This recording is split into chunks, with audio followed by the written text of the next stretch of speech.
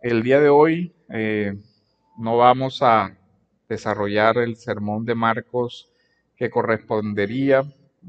Voy a exponer un tema que se llama el camino a la vida. Este fue el ensayo que presenté para el seminario Westminster. Y de paso volver a dar gracias a la iglesia por la colaboración que nos brindan para poder seguir con nuestra formación. Y quiero comenzar con el pasaje que está en el libro del Génesis, en el capítulo 3, versículos desde el 22 hasta el 24, que dice de la siguiente manera: Entonces el Señor Dios dijo: Ahora el hombre ha venido a ser como uno de nosotros, conociendo ellos el bien y el mal. Cuidado ahora, no vaya a extender su mano y tome también del árbol de la vida y coma y viva para siempre. Y el Señor Dios lo echó del huerto del Edén para que labrara la tierra de la cual fue tomado. Expulsó pues al hombre y al oriente del huerto del Edén puso querubines y una espada encendida que giraba en todas las direcciones para guardar el camino del árbol de la vida. Entonces, la sentencia implica el cierre de un camino. Dios expulsa al hombre del Edén y coloca unos símbolos de cierre del camino. La espada, si usted puede notar, dice que pone al querubín, y la espada no dice que esté en manos del querubín, sino que pone una espada, símbolo de la advertencia de la muerte, en manos de Dios mismo, para evitar ¿qué cosa? Que el hombre regrese por su propia voluntad al jardín del cual fue expulsado. De aquí nosotros vamos a entender por qué en el resto de la Biblia se muestra la expulsión de la tierra como un juicio. También el pueblo de Israel reiterativamente va a ser expulsado de su tierra, llevado a exilios como muestra de un juicio de parte de Dios. El camino, entonces, o la pregunta que resuena en el corazón del hombre es: si hemos sido expulsados del Edén, ¿hay alguna manera de volver? ¿Cómo puede el hombre regresar? Y si el hombre lograra encontrar el regreso a ese jardín, ¿podría entrar otra vez? El tema entonces es hacia dónde vamos o cómo logramos encontrar ese camino de regreso y el medio de volver a entrar. Agustín, en su famosa obra Ciudad de Dios, decía que la ciudad terrenal y temporal se caracteriza por la confusión y por la división. Dice, el mundo representado con esa ciudad, el mundo se caracteriza por la confusión. Y eso es un signo incluso desde la sentencia de Babel, ¿recuerdan? La confusión de las lenguas, que hoy también es la confusión de las ideas, la confusión de la mente del mundo antiguo y también del mundo moderno. De tal manera que uno ve al creyente llamado a caminar hacia la ciudad celestial. Pero lo primero que tenemos que saber es cómo encontrar el camino. ¿Cuál es la dirección correcta hacia el árbol de la vida? O incluso, de una manera más personal, la pregunta se puede traducir: ¿sabes tú hacia dónde te diriges en esta vida? ¿Hacia qué ciudad caminas? ¿Hacia la Babilonia que va a ser destruida o hacia la ciudad celestial donde vuelve a estar el árbol de la vida del que se hablará al final de los tiempos en Apocalipsis. ¿Hacia qué ciudad te diriges? También cabe la pregunta, si respondes que te diriges a la ciudad celestial, ¿cuáles son los criterios que estás utilizando para trazar el camino hacia esa ciudad? También cabe una pregunta sobre los medios. ¿Se puede recorrer este camino solo? ¿O necesitas compañeros en este camino? Nosotros vemos que también en el Génesis se dice al hombre, no es bueno que esté solo. No es bueno que esté solo. Y lo que nosotros vemos es que al ser injertados en el pueblo de Dios, Dios nos enseña que ese camino se recorre por medio de la comunión de unos con otros. Una primera comunión es la comunión, ¿cierto?, de esa primera pareja precisamente en el Edén. No es bueno que el hombre esté solo. De ahí que la primera comunidad de apoyo, de fortaleza, de ánimo, de consuelo sea el matrimonio. Y entonces cabe también la pregunta, ¿tu esposo, tu esposa, te puede ayudar en el camino hacia la vida? Si es creyente, la respuesta es sí. Si no, la respuesta es no y escogiste mal. Porque ese sujeto, esa persona no te va a poder acompañar en el camino a la vida porque él va hacia un camino de destrucción y será un lastre, será un peso, será motivo de sufrimiento, de decepción, de destrucción, un peso desde hoy hasta el último día de tus vidas. Porque un yugo desigual no te podrá acompañar al camino de la vida.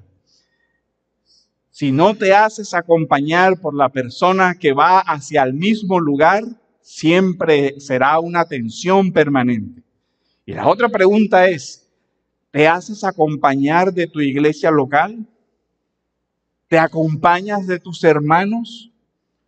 ¿O eres un sabio que escoge tu camino de acuerdo a tu propio criterio? ¿Ya ves? ¿Acaso eres sabio en tu propia opinión para decir, yo no necesito de nadie en este peregrinaje? Si estás creyendo que eso es así, no hace parte del plan de Dios que camines en solitario, porque Él no va a salvar a llaneros solitarios, sino a un pueblo para su gloria. Y si haces parte de ese pueblo, tienes que caminar y peregrinar dentro de ese pueblo. Si ese es el criterio, sabrás que eres presa fácil de Satanás en ese camino. Porque así trabaja, recuerden, anda como león rugiente buscando a quien devorar. Y la imagen es que aquellos que se apartan de la manada son presa fácil del león. Entonces todo esto nos permite entender la importancia de dirigir la vida hacia esa ciudad celestial. ¿Hacia dónde vas? ¿Cómo sabes que no has extraviado el camino? ¿Y cómo debemos entender la magnitud de ese camino? Ahora, ¿dónde se da esa primera pérdida del camino? El texto nos indica muy claramente que el hombre fue expulsado del Edén por causa de su pecado. Se cerró el camino y la pregunta es, ¿cómo podríamos volver? El Génesis nos habla de un cielo nuevo y una tierra nueva, una tierra que Dios creó, una tierra en un estado perfecto. Pero luego de venir la caída, también comienza el hombre a entender la gravedad de su situación, porque si ven el texto dice, vas a labrar la tierra de la cual fuiste tomado. Y antes había dicho, Ahora esa tierra, espinos y cardos te producirá. Hay un cambio en la creación. De tal manera que luego, por eso es que Apocalipsis nos tiene que hablar de la promesa de un cielo nuevo y una tierra nueva, a la cual aspiramos a llegar. Porque el primer cielo y la primera tierra pasaron y el mar ya no existía más. Y la pregunta es, ¿por qué pasaron? Porque ese primer cielo, esa primera tierra quedó también bajo la sentencia de la maldición por causa de la desobediencia del hombre. De tal manera que lo que nosotros vemos es que hay un arco entre la primera creación y una nueva creación. En esta nueva creación, en esta ciudad celestial de la que habla Apocalipsis, vuelve a aparecer el árbol de la vida, el árbol cuyo acceso fue negado. Aparece. Pero la pregunta es, ¿cómo podemos entrar a esa ciudad? Porque miren cómo va progresando el tema. Al principio tenemos un jardín y uno podría decir, si el jardín está abierto, podemos intentar entrar por muchas partes y el querubín como que no va a estar en todas a la vez. Si alguien piensa que puede burlar el ladrón y salteador, me vuelo la cerca y entro de nuevo al jardín. Pero ahora tienes una ciudad amurallada y solo tiene 12 puertas. Ya no es tan fácil. Pero, y luego va a decir que hay un obstáculo para entrar a esa ciudad donde está el árbol. Solo entran aquellos cuyos nombres están escritos. Y además de eso dice, ningún inmundo, ningún pecador, ningún hechicero entrará por esas puertas. Así que lo que nosotros vemos es cuáles son los efectos de esa pérdida del jardín del Edén. Los efectos se ven en varios aspectos. Un primero es la vida corporal. La vida corporal en el jardín era sostenida por la gracia de Dios. Aún la vida espiritual era sostenida por la gracia de Dios. Pero se da una sentencia, la pérdida del camino, la pérdida de la vida por la sentencia de muerte, y ahí viene entonces la pregunta, ¿cómo lograremos encontrar el camino hacia la vida? Aquí nosotros vemos que hay una progresión en el desarrollo del orden de la salvación, pero que eso comienza incluso desde la vida corporal. El hombre fue creado por la mano de Dios, le dio un cuerpo y ese cuerpo necesita ser sustentado, ser alimentado. El hombre entonces fue creado a imagen y semejanza, se le concede el aliento de vida, pero además de eso, la naturaleza corporal le exigía ser sostenido. Por eso el hombre le da un alimento y signos del sustento de la vida. Le da los árboles del huerto y le da un río de vida. ¿Qué necesita el hombre? El pan y el agua. En un sentido necesita ser sostenido por su cuerpo. Uno, a nivel corporal, y el agua. Luego estos signos se convierten en signos de vida. El árbol de vida y el río de vida.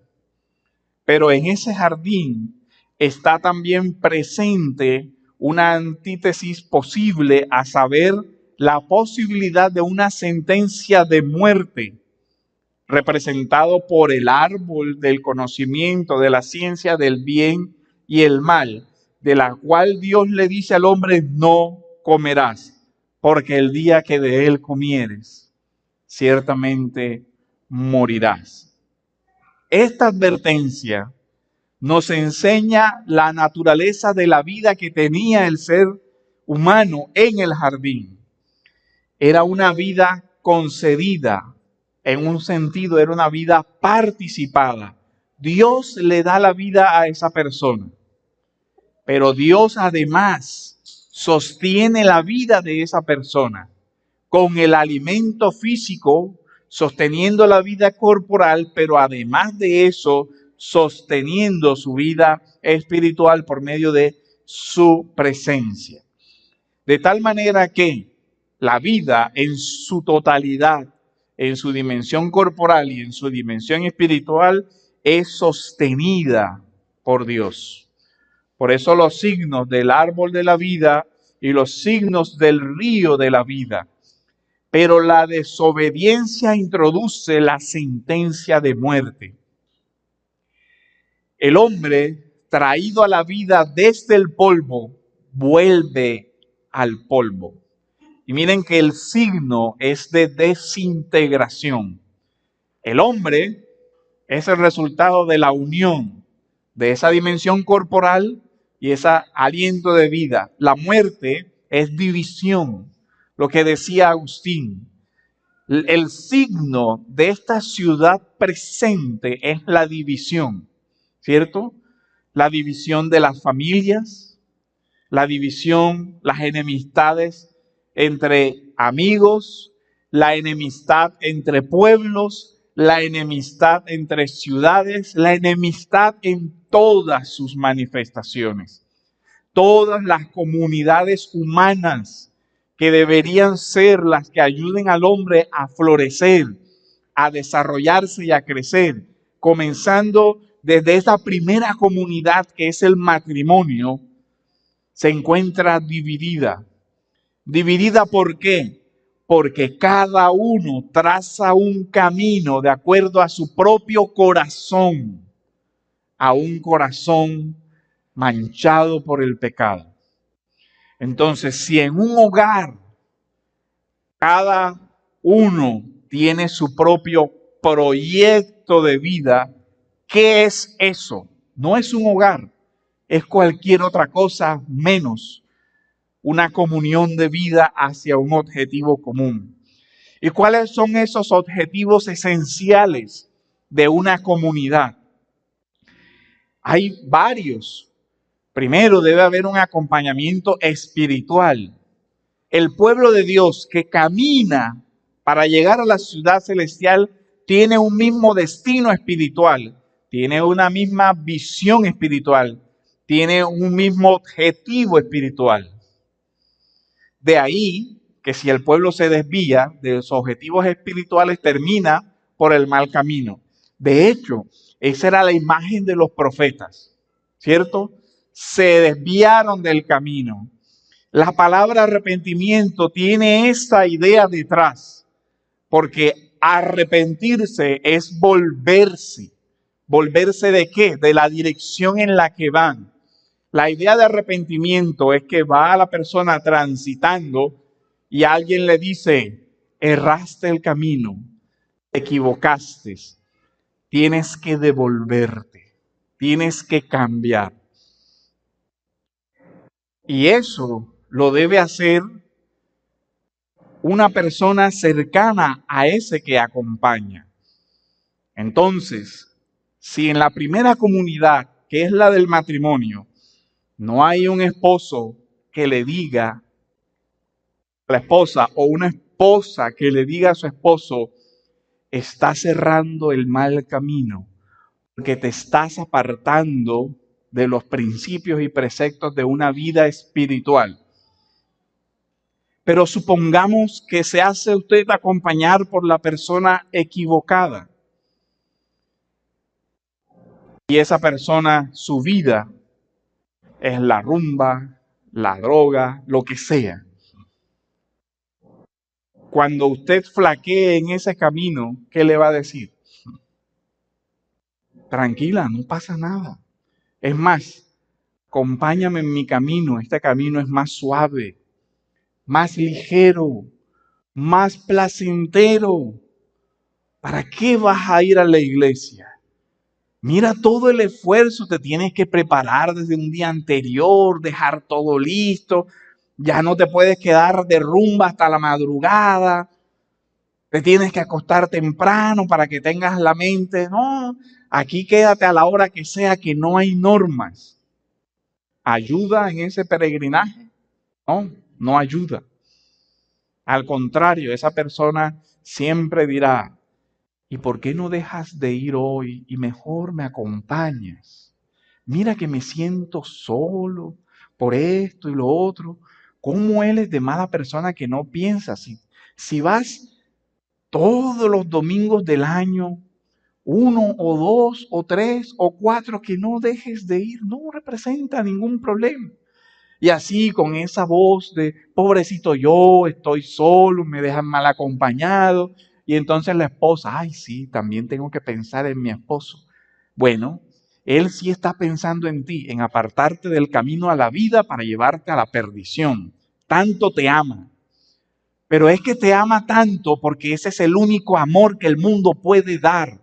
La ciudad terrenal no ama sino lo suyo, y lo suyo es una vida de vicio, de pecado y de muerte. Y cada uno quiere hacerse acompañar en su camino. ¿Usted no ve? El borracho siempre está buscando a alguien que lo acompañe a tomar.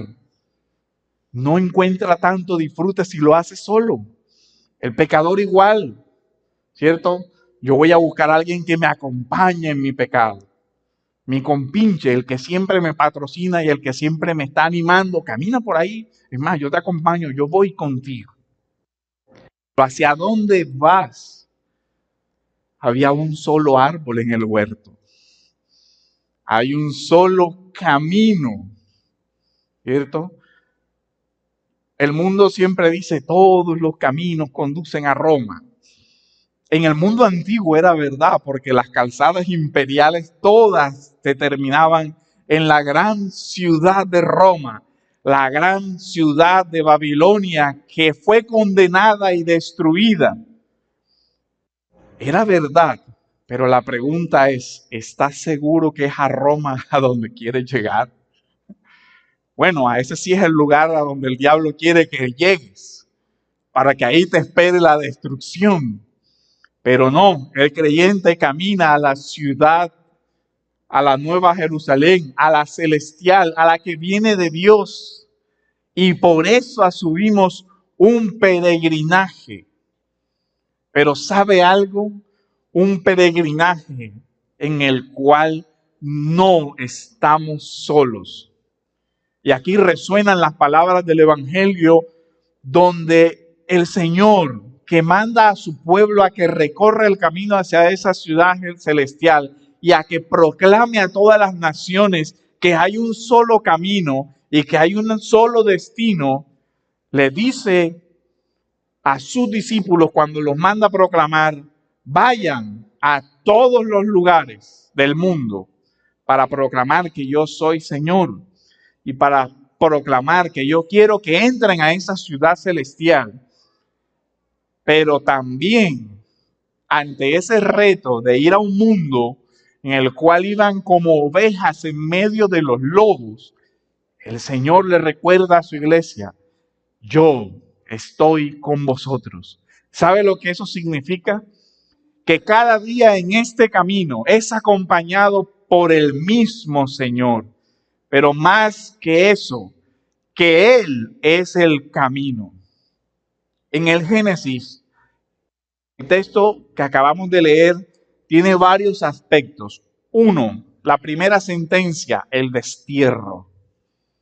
El destierro es la separación, el desarraigo. ¿Sabe lo que le pasa a una persona cuando es sacada de su casa, de su tierra? Y nuestros países los han vivido. Nosotros en Colombia hemos vivido el destierro. Personas que son arrancadas del hogar donde quizás vivieron generaciones y generaciones de su familia, donde configuraron una identidad, donde tenían un arraigo, y de pronto esa persona es arrancada y expulsada de su tierra. Eso destruye, afecta la identidad ¿Qué es lo primero que sucede a esa persona? Una profunda desorientación. ¿Y ahora? ¿Hacia dónde camino? ¿Hacia dónde voy para volver a tener un hogar, una tranquilidad, una paz? ¿Es posible volver a tener esa tranquilidad? Y siempre habrá en esa persona la añoranza, la remembranza de su tierra, la tierra donde vivieron mis abuelos, la tierra donde vivieron mis padres, la tierra donde yo crecí y no puedo volver, porque hay alguien allá que se apoderó de esa tierra. Si regreso me va a matar. Eso es una realidad que en Colombia conocemos bien. Pero ¿sabe algo?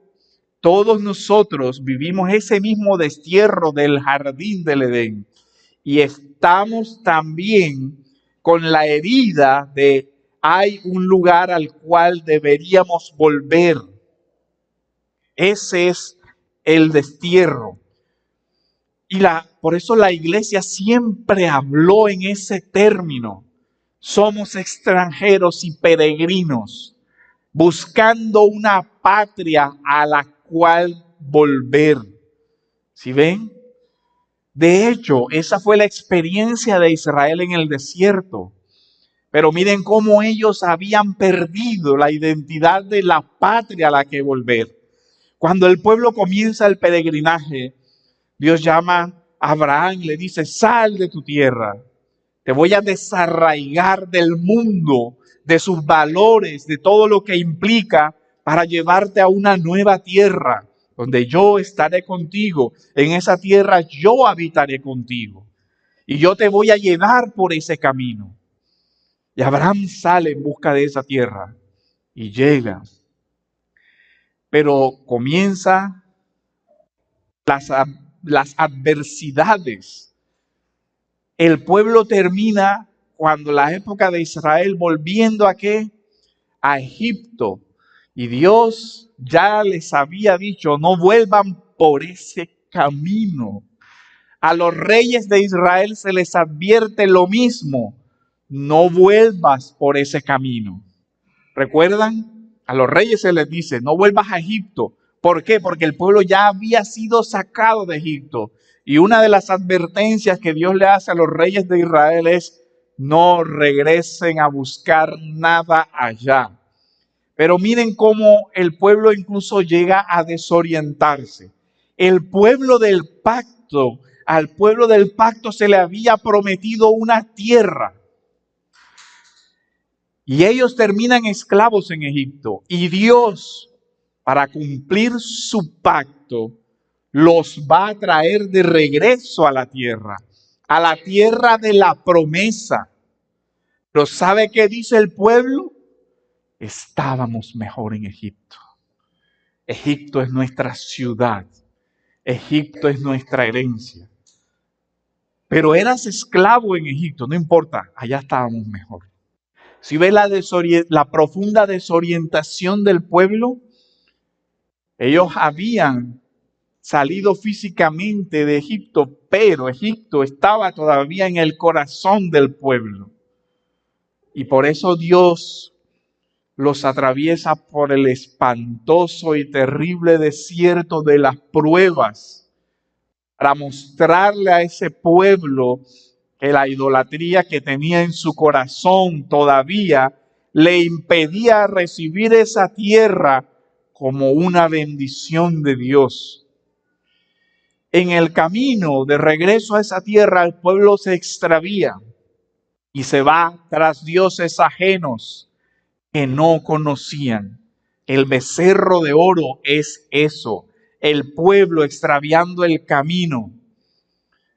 No sabemos qué le ha acontecido a este Moisés si él era el que sabía para dónde íbamos. Entonces, ¿qué? Volvamos a Egipto. ¿Y cómo iniciamos el camino de regreso a Egipto? Pues sus dioses nos guiarán. Entonces vamos a hacer el becerro y vamos a comenzar nuestro peregrinaje de vuelta a la ciudad de la idolatría, del mal, de la esclavitud. ¿Y qué pasa? Vuelve de nuevo la espada encendida en la mano de Dios. Y cuando Moisés regresa, llama al pueblo y le dice: los que estén con el Señor, vengan conmigo. ¿Saben lo que pasó a continuación? Dijo: ahora saquen sus espadas y maten a todos aquellos que adoraron a ese becerro, porque eso es el camino de la muerte y esta es la sentencia. Y ahí vemos el significado de esa espada de la muerte. Y también vemos un camino cerrado. Pero lo que vemos también es que el hombre perdió el camino. Y eso es un signo de nuestro tiempo también. ¿Hacia dónde van? Cuando uno ve el estado de la juventud actual, no ve sino lo que dijo Agustín: desorientación. No saben a dónde van. Cuando uno ve muchos matrimonios hoy, no saben a dónde van. Muchas familias, muchas iglesias no saben a dónde van. No saben qué camino seguir. Y uno los ve siguiendo los caminos del mundo, todo viento de doctrina, todas las modas, la iglesia la asume, porque no sabe cuál es su destino. Si una persona no tiene unos objetivos concretos en la vida, nunca sabrá si está en un buen camino. Si usted sabe cuál es ese camino, tendrá el anhelo de perseverar en eso. Si nosotros caminamos hacia una ciudad celestial, todas las adversidades terrenales no son comparables, dice Pablo, no son comparables a la gloria. Por eso, cuando Hebreos habla de esa forma, le dice: si la ciudad fuera la terrenal, si la ciudad fuera Egipto, el pueblo hubiera podido volver. Dice: pero esa no es la ciudad, ese no es el destino. Dice, y el tema es, hermanos, que nosotros no caminamos hacia una ciudad terrenal. No hay nada en esta creación que pueda consolar el corazón del hombre. No hay ningún lugar en el cual en esta tierra el hombre pueda descansar. Ya no hay ese jardín. El jardín que una vez existió en esta creación ya ha desaparecido. ¿Por qué?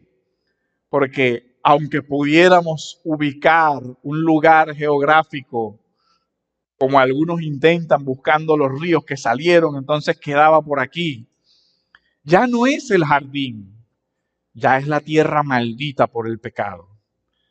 Así que no tenemos en esta creación un lugar al cual volver, porque todos los lugares de esta tierra están bajo la maldición que Dios sometió a toda la tierra creada. De tal manera que somos extranjeros y peregrinos, somos exiliados del jardín del Edén. Y esto se convertirá en un patrón reiterativo para el pueblo de Israel. Estás en la tierra, desobedeces, vas a Siria, vas a Babilonia, eres expulsado una y otra vez. Yo me pregunto, ¿qué le está diciendo el Señor a su pueblo? Yo creo que le está diciendo lo que está en la primera carta del apóstol Pedro, en el capítulo 1, versículo 1 en adelante. Pedro, apóstol de Jesucristo, a los expatriados. Vean, a los expatriados. A los expatriados de la dispersión en el Ponto, Galacia, Capadocia, Asia, Bitinia, elegidos según el previo conocimiento de Dios por la obra santificadora del Espíritu para obedecer a Jesucristo y ser rociados con su sangre, que la gracia y la paz les sean multiplicadas a ustedes.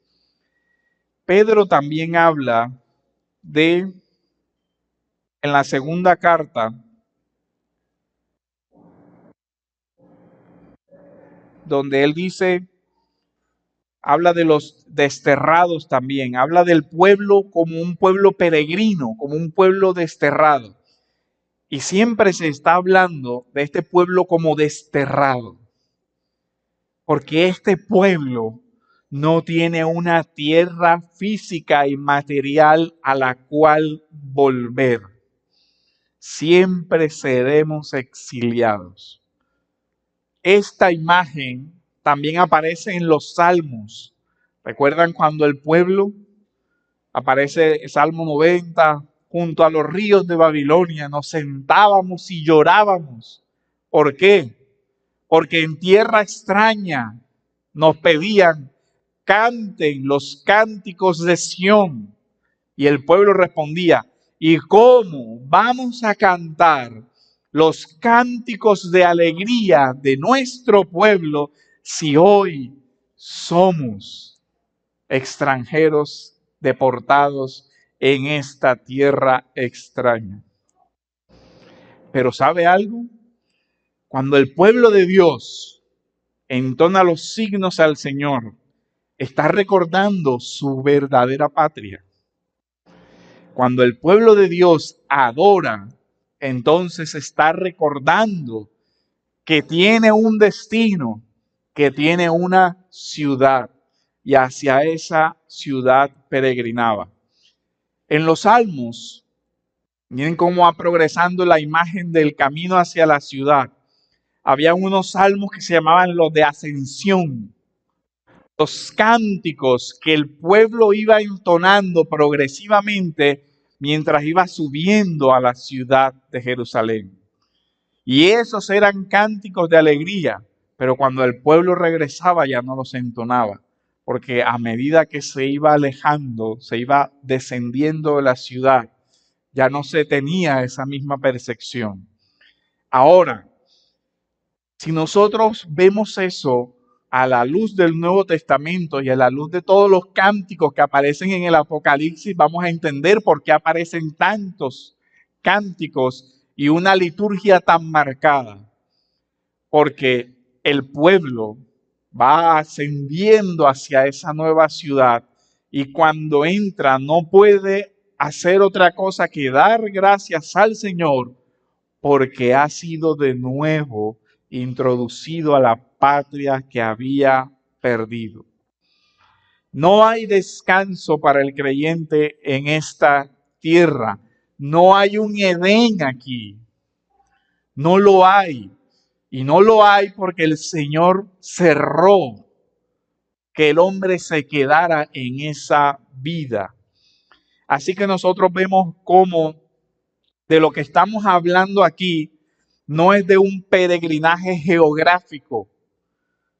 No es que el hombre esté, o que haya un Edén en alguna parte de esta creación a la cual nosotros debamos peregrinar. Ya no hay una ciudad santa como todavía se cree, digamos, en el mundo musulmán o incluso dentro del judaísmo a la cual debamos ir. No, hay una ciudad, la ciudad de la salvación, la ciudad donde de nuevo estará aquel jardín. Por eso la vuelta a esa ciudad se va a convertir en toda la Biblia en un signo, en un símbolo de la salvación. Nos recuerda siempre esta creación que fuimos expulsados, pero también nos recuerda que sí hay un camino de retorno. ¿Y dónde encontramos el camino de retorno? Si ustedes ven, en todo el Antiguo Testamento el pueblo va de un lado a otro, ¿cierto? Aquí, allá. Ni siquiera en la propia tierra, cuando logran poseer la tierra, en la época de los reyes de Israel, quizás fue el lugar, sobre todo en la magnificencia del reinado de David, Fue cuando el pueblo tuvo como más excelencia en el poderío de su tierra. Pero aún así, el Señor siempre le estaba advirtiendo a los reyes, ten cuidado, porque si te apartas de la voluntad del Señor, serás expulsado de esta tierra. Pero ¿sabe algo? De esta nueva ciudad no será expulsado ninguno de los que entren, porque los que van a entrar, como dice Pedro, son aquellos que han sido elegidos por Dios el Padre, y el nombre de ninguno de ellos será borrado. La ciudad a la que nos apunta el Apocalipsis, en ese desarrollo, nos muestra cómo el pueblo va peregrinando. Insistimos, Dios le enseña al pueblo que Él camina con ellos. Y esto es lo más significativo. Y esto es así desde el Antiguo Testamento. ¿Recuerdan cómo dice Génesis 5, 22 al 24? Enoc caminó con Dios. ¿Recuerdan? Después dice, Noé caminó con Dios. Génesis 6, 9. Es decir, hay un camino de vida en el cual Dios nos acompaña, pero también hay un camino siniestro, paralelo, el camino de Caín. ¿Recuerdan? Dice Judas 11, en el camino de Caín, en el camino de Balaam, en el camino, curiosamente, lo que hablábamos hoy, en el camino de los falsos profetas camina el pueblo. ¿Y ese es camino de qué? Camino de muerte, camino de envidia, camino de homicidios, camino de odio, camino de división. Esa es la característica de los caminos de este mundo. Cómo se destruye todo. Lo que nosotros vemos que Dios habla del modelo para la familia, para la iglesia, es un camino de ¿qué? De unidad. Pero ¿qué vemos en nuestra sociedad? Es algo terrible, como la envidia es lo que marca la forma de las dinámicas de comunión. Uno ve esposos compitiendo por quién gana más. Y uno dice, pero si Dios está prosperando a este hogar, prospera ese hogar. Pero los mismos esposos envidiándose unos a otros. Y yo prefiero que mi esposa no ascienda en el trabajo porque ¿cómo va a tener un mejor puesto que el mío? O un mejor cargo que el mío. ¿Cómo va a ganar más que yo? Y uno dice, realmente es absurdo que en un matrimonio se dé una envidia y una rivalidad y una competencia. ¿Acaso los dos no van a la misma ciudad celestial? Probablemente no. Hay alguno de ellos que va a un lugar completamente diferente. Él va caminando hacia la ciudad de su fama, de su poder, de su autosatisfacción. Y en ese camino a esa ciudad de muerte, no importa a cuántos pisotee para llegar a la cima. Por eso ningún creyente puede hacerse acompañar por otro, que no sea un verdadero creyente. Andarán dos juntos si no están de acuerdo. ¿Se acuerdan lo que dice el profeta? Dice, si uno cae, el otro lo levantará. Cualquier otro, no. Un otro creyente, un otro fiel, un otro del pacto, ese te levantará. El otro te va a pisar para que te quedes ahí. Se alegrará si tú te vuelves por el mal camino, se alegrará, te celebrará, porque está caminando a la muerte, a la misma muerte que él va. ¿Recuerdan cuando hablábamos del primer salmo? El primer salmo comienza, si ustedes ven, individual, ¿cierto? Un hombre contra los burladores. Si nosotros vemos ese salmo, hay una progresión muy hermosa. Vamos, simplemente dice, cuán bienaventurado es el hombre en singular, el hombre que no anda en el camino de los malos. ¿Sí ven? Este solo hombre perseverando en la fe. ¿Contra quiénes? Contra los impíos, contra los burladores, contra los pecadores. No anda en camino. Todos aparecen en plural, como una comunidad. Ellos aparecen, no anda en el consejo de los impíos, en el camino de los pecadores. Y si uno lee ahí, diría, o sea que todos nosotros tenemos que transitar por este camino solos. No, mire cómo termina. En el versículo 4 nos da el cambio. No así los impíos, que son como paja que se lleva el viento. Ese es su destino. Pero también dice, por tanto, y miren esto, ¿hacia dónde llegarán? La imagen de Agustín, a la ciudad de la muerte. Por tanto, no se sostendrán los impíos en el juicio. Los impíos que comenzó en el versículo primero. Ellos que se burlaban, que perseguían, dice, en el juicio no permanecerán de pie. Pero también dice, ni los pecadores en la congregación de los justos. ¿Sí ve cómo terminó? Este hombre que se compara con un árbol plantado, no está solo plantado en un desierto, está plantado en el jardín del rey.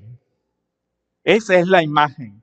En el mundo antiguo, los reyes se caracterizaban porque tenían jardines, los palacios y todo tenían y se elegía los mejores árboles y se plantaban como una señal del poderío del rey. Tenía sus palacios y todo eso. ¿Recuerdan los jardines colgantes de Babilonia y todo lo demás? Era un signo de eso. Pero aquí el Señor es el que nos toma del desierto de este mundo y nos introduce de nuevo en su jardín del Edén. Somos plantados por Él en ese jardín. No estamos de ninguna manera solos. Porque mire, se nos dio la comunión de los santos para ser acompañados. Pero más que eso, también el mismo Señor acompaña a su pueblo. Dios, el Dios de Abraham, de Isaac y de Jacob. ¿Se recuerda ahora el sentido que tiene Hebreos capítulo 11? Todos ellos caminan hacia esa ciudad celestial. Dice, y no estamos solos, caminamos con esa nube de testigos. El pueblo de Dios siempre camina orientado por otros. Lo que hablábamos hoy en la escuela. Si en algún momento temes perder ese camino, ahí están los profetas que te dicen, por ese camino no, por este camino sí. Porque hay un solo camino que lleva a la vida.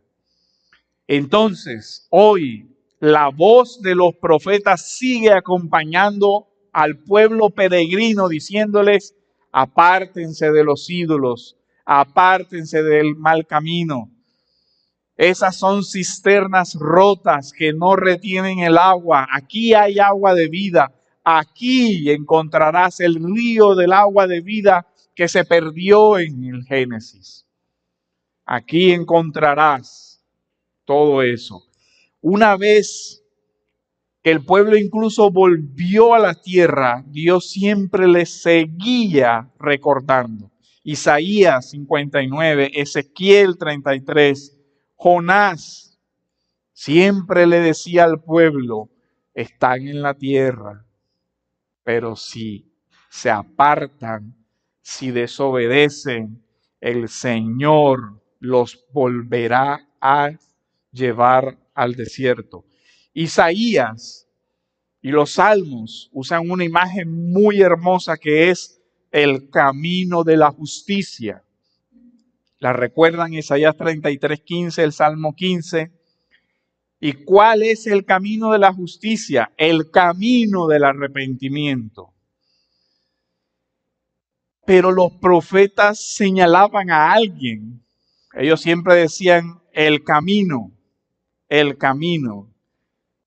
Y el profeta Juan, el Bautista, dice, preparen camino al Señor.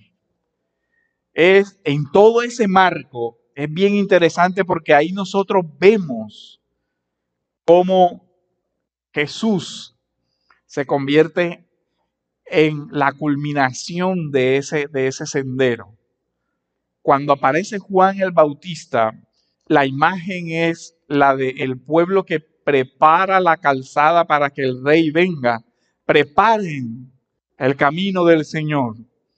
Pero lo más sorprendente es que el Señor va a caminar como la guía de ese camino. Miren cómo esta imagen se usa de manera sutil, pero muy poderosa en el Nuevo Testamento. Y no es una imagen nueva, la imagen de caminar detrás de.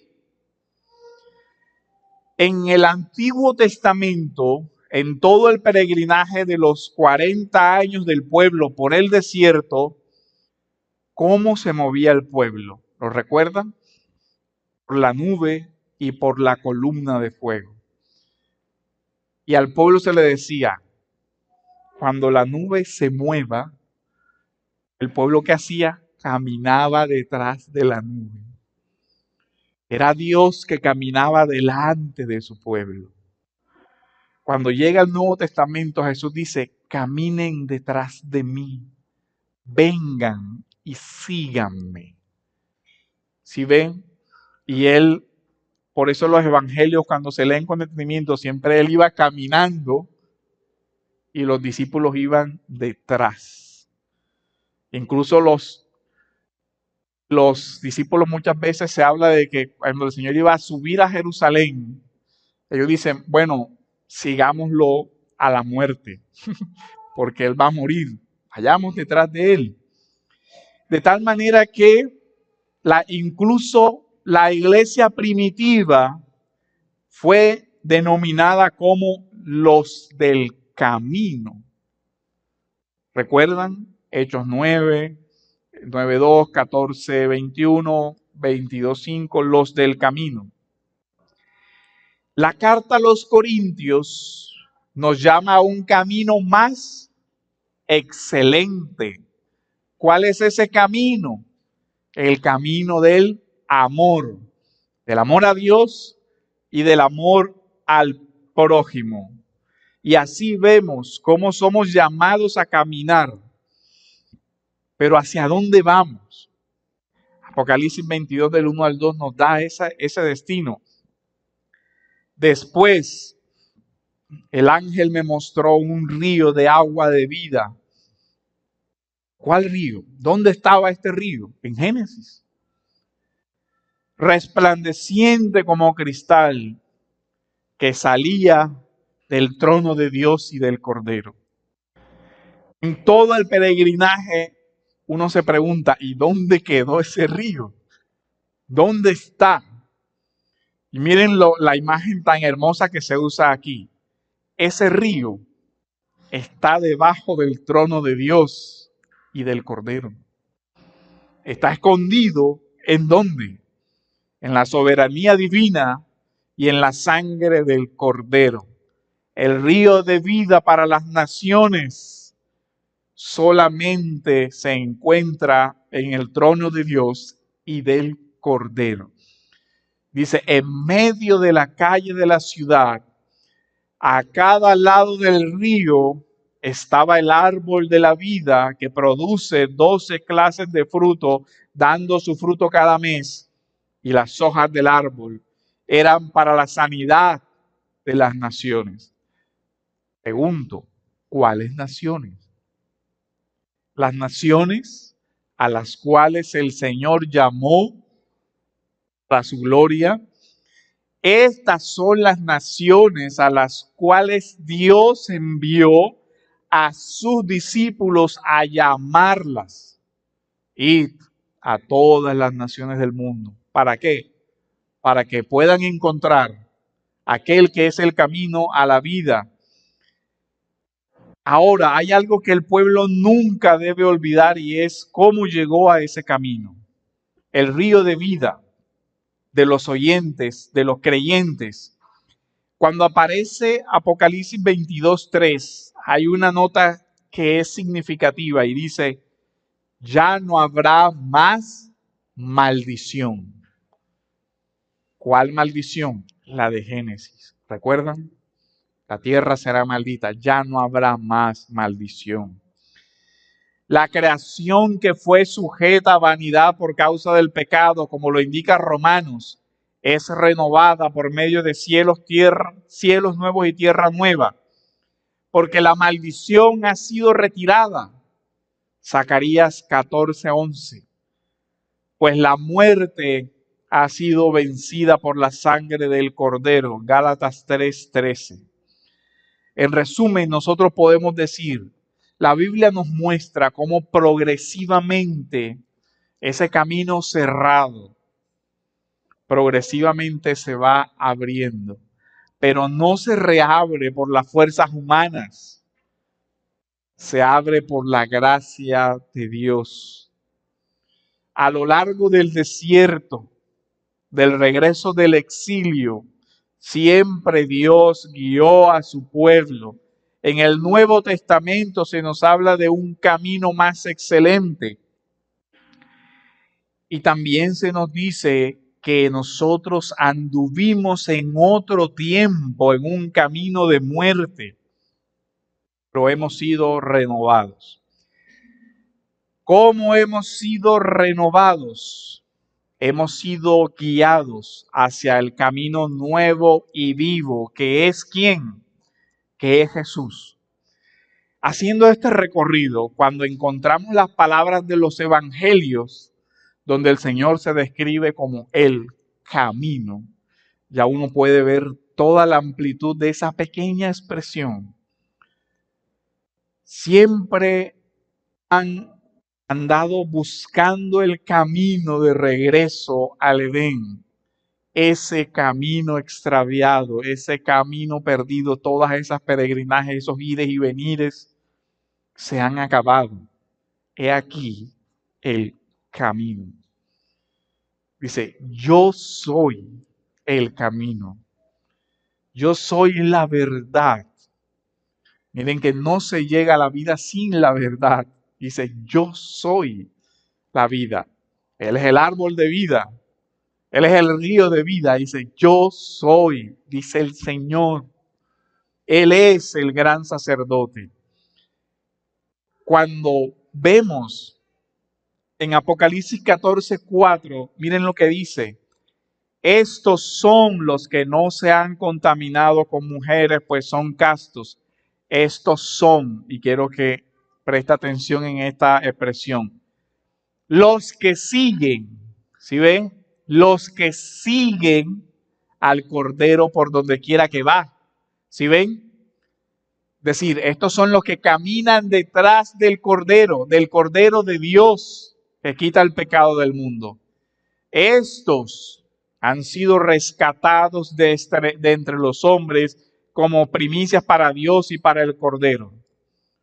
La pregunta para ti es entonces, ¿sigues al Cordero por donde quiera que vas? Todas tus decisiones las estás tomando de acuerdo al camino que el Señor ha trazado para que las sigas. Mateo nos habla de que debemos ir detrás del Señor y dejar padre, madre, todo lo que sea por seguir al Señor. Ancha es la puerta que lleva a la perdición, pero es angosto el camino que lleva a la vida. Hay un solo camino. Cuando el mundo de confusión en el que nosotros vivimos hoy recibe esa noticia,